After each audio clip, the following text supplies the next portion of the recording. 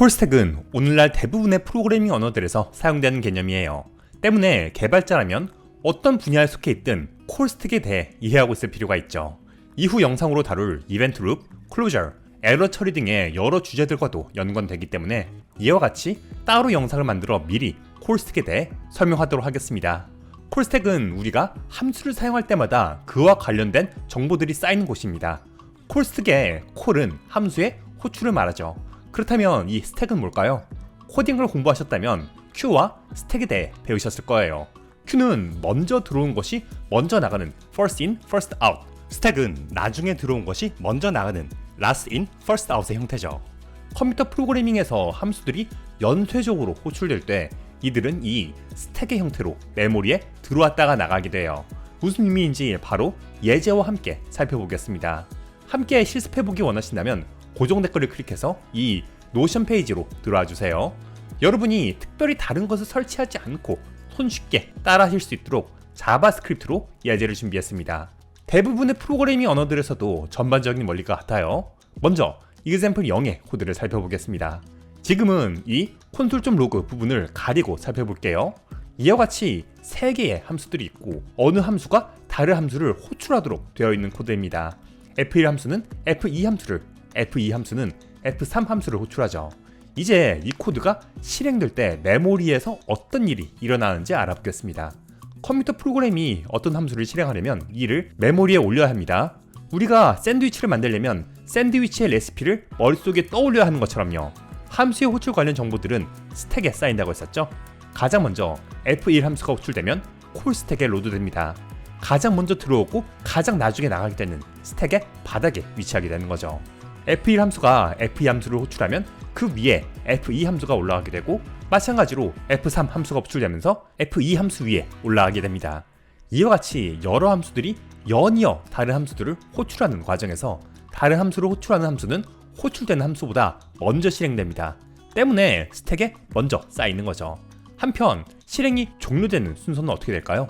맨 마지막에 호출된 f3 함수가 종료된 시점에서 f2는 아직 실행이 끝나지 않았습니다.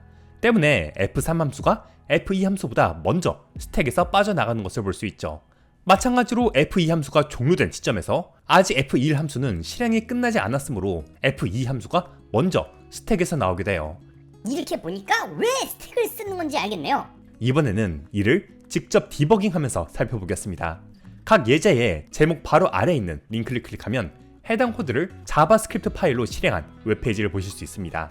이 웹페이지들은 실습의 편의를 위해 로그 결과가 화면에도 표시되도록 console.log 함수를 변경해 두었어요. 노션 페이지의 상단에 디버깅을 하기 위해 개발자 도구를 여는 방법, 단축키 등을 명시해 두었습니다.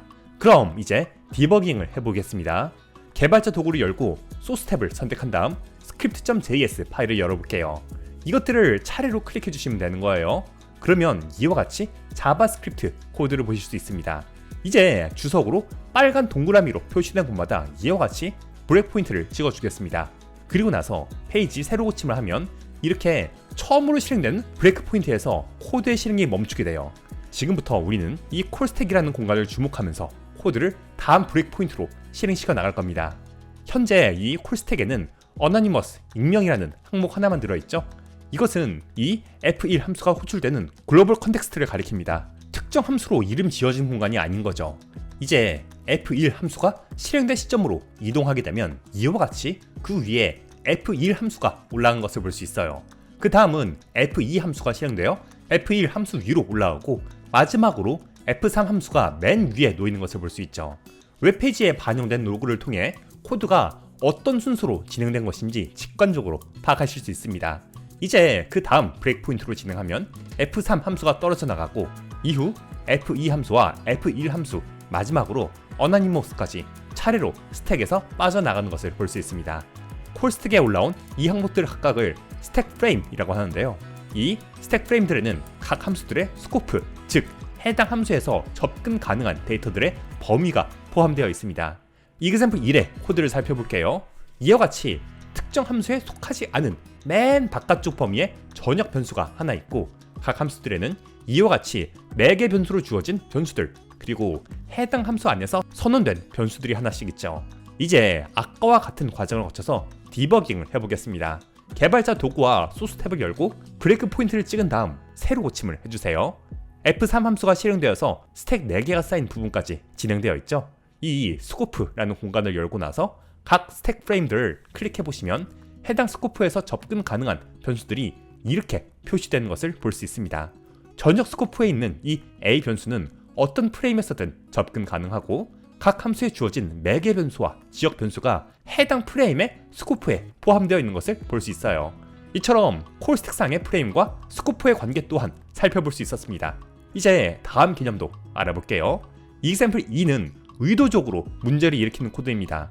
이와 같이 F1 함수와 F2 함수가 서로를 호출하는 것을 볼 수 있죠.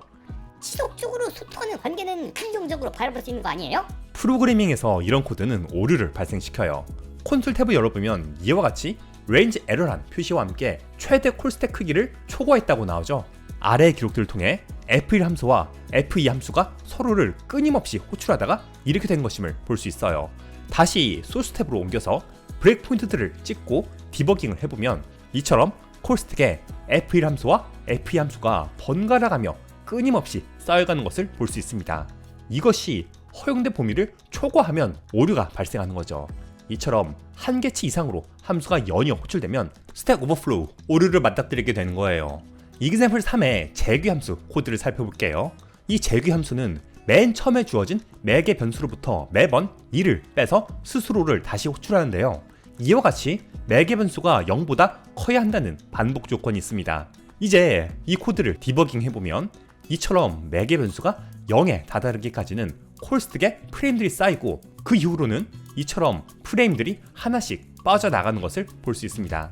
만약 주어진 숫자가 너무 컸다면 프레임들이 쌓이는 과정에서 아까와 같은 오류가 발생했을 거예요. 때문에 재귀 함수를 사용할 때는 반드시 종료되는 조건이 있도록, 그리고 반복되는 횟수가 너무 많지 않도록 해서 스택 오버플로우를 방지해야 해요. 어떤 작업을 무한 반복해야 하거나 많은 횟수를 반복해야 하는 경우에는 for문과 같은 반복문을 사용하면 됩니다. 몇몇 프로그래밍 언어에서는 특정 종류의 재귀 함수를 이러한 제약 없이 사용할 수 있는 기능을 제공하는데 이는 나중에 따로 영상으로 다룰게요. 콜스택은 디버깅을 할 때 오류의 발생 지점을 찾아내는데도 유용하게 사용됩니다. example 4에서 F1, F2, F3, F4 함수들이 각 다음 함수를 차례로 호출하는데 F4 함수에서 이와 같이 오류가 발생하죠. 이를 콘솔 탭에서 살펴보면 이처럼 어떤 함수들이 어느 순서대로 호출되는 과정에서 어디에서 오류가 발생한 것인지 찾아낼 수 있습니다. 이처럼 컬 스택을 통해 오류가 발생 지점을 보여주는 것을 스택 트레이스라고 해요. 여러 함수들이 복잡하게 얽힌 실무에서는 이는 문제의 원인을 밝혀내는데 매우 유용하게 사용됩니다. 프로그래밍 언어들에서 오류는 일반적으로 콜 스택에서 위에서 아래로 전파돼요. F3 함수에서 오류가 발생하면 해당 오류가 F3 함수로, F3 함수에서 처리되지 못하면 F2 함수로 전달되는 식이죠. 이를 에러 버블링이라고 합니다. example 5의 코드를 보면 역시 F4 함수에서 오류가 발생하고 F1 함수와 F2 함수의 트라이문으로 오류에 대비하는 코드가 있습니다. 스택 맨 아래에 두 함수에 오류 처리 기능이 있는 상태에서 오류가 아래로 전파되는 과정 중 F2 함수를 먼저 만나기 때문에 F2 함수의 캐치문에서 오류가 처리되는 거예요. 이처럼 콜스택에 대해 알고 나면 프로그램의 실행 중 일어나는 많은 일들에 대해 보다 제대로 이해할 수 있게 됩니다. 이와 같이 콜스택의 개념과 그와 관련된 여러 간단한 사실들을 알아보았습니다. 이 영상에서 배운 내용을 바탕으로 보다 많은 개념들을 알아가실 수 있을 거예요. 그럼 다음 영상에서 찾아뵙겠습니다. C, 자바, 파이썬, 웹 개발은 얄코에 제대로 파는 강좌. 책으로 배울 땐 얄코의 투머치 친절한 시리즈. 고정 댓글의 링크를 확인하세요.